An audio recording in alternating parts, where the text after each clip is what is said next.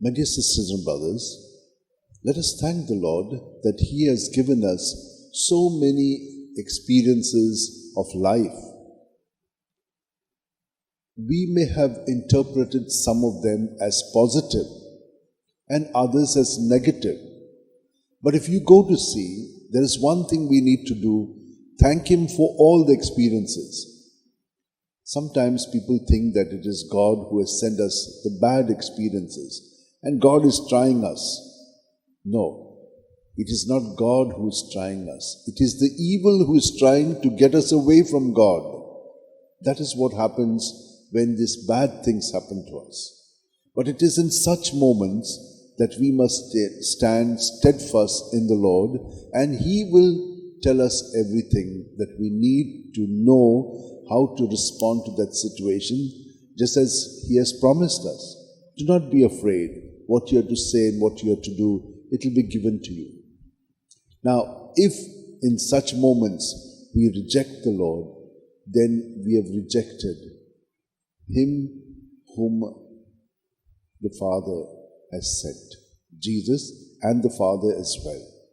But not only that, He is calling all of us to follow Him and to be His presence.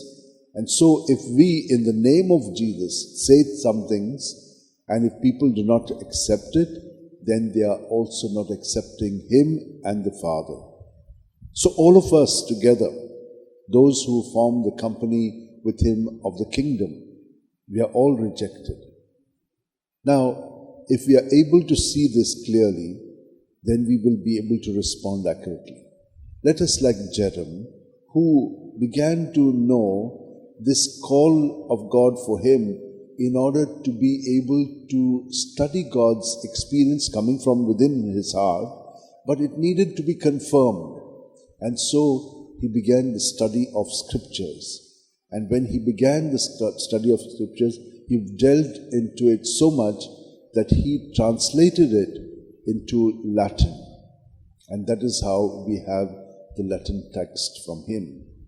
Let us ask the Lord to give us that ability and grace to read daily His Word, so that what our experiences are internally may be confirmed by our reading, so that we are conformed to the Lord in our thoughts, words and deeds. Let us hold our hands together, close our eyes, and be united to the Lord at every breath, so that in Him we will experience the fullness of life.